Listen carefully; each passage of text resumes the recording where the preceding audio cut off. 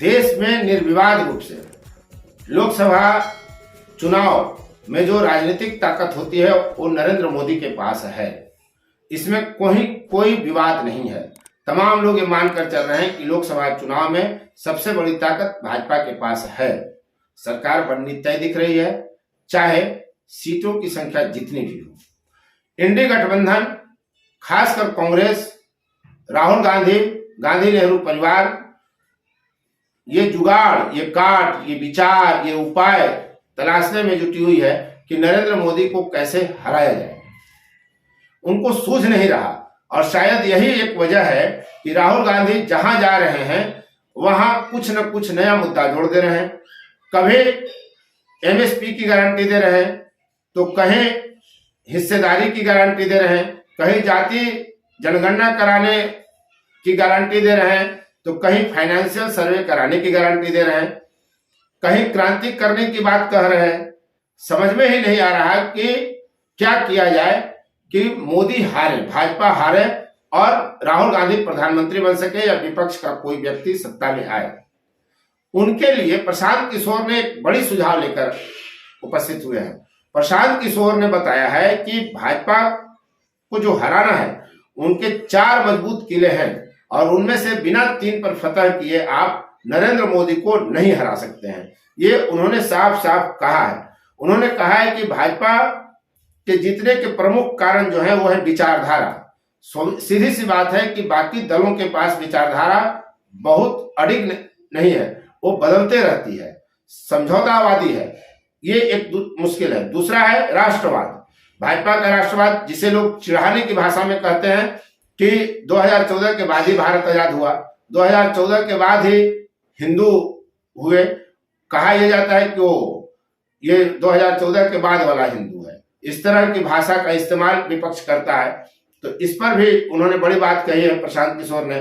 तीसरा, उन्होंने लाभार्थी गिनाया है और चौथा कहा है कि उनका ऑर्गेनाइजेशन और फाइनेंशियल ताकत।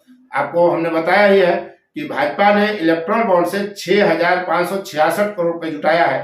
अब इस पर सुप्रीम कोर्ट ने रोक लगा दिया है।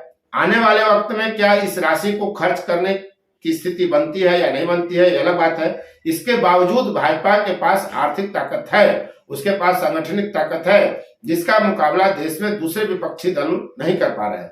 तो इन 4 जो किले हैं भाजपा के पास, इसमें वे कौन से किले हैं 3 जिनको ढाना पड़ेगा और तभी मोदी को हराया जा सकता है। ये पूरी बात प्रशांत किशोर ने कही है।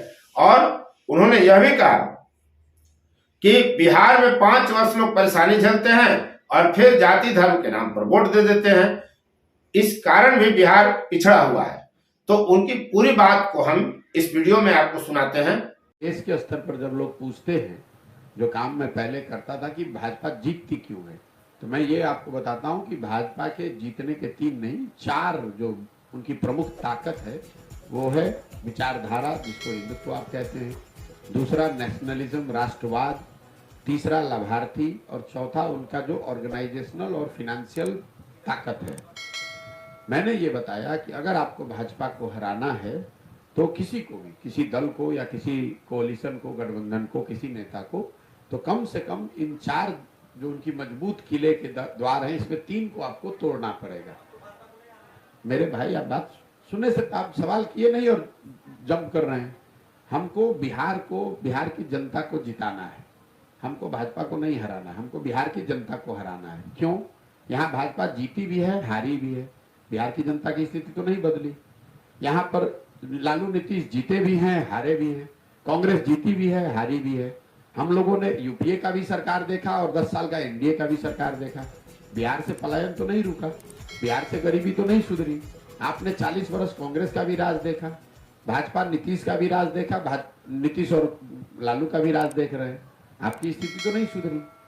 तो जब तक आप उस समस्या के मूल को नहीं समझिएगा, जड़ को नहीं सुधारिएगा, जड़ में लालू नीतीश भाजपा नहीं है, जड़ में यहाँ के लोगों की वो प्रवृत्ति है कि जहाँ आप 5 वर्ष अपनी समस्याओं से जूझते हैं, रोते हैं, गाते हैं, गाना गाते हैं, परेशान रहते हैं, लेकिन जिस दिन वोट देने जाते हैं तो उन सारी समस्याओं को भूलकर जात पर, धर्म पर, लालू के डर से भाजपा को, भाजपा के डर से लालू को वोट करते हैं।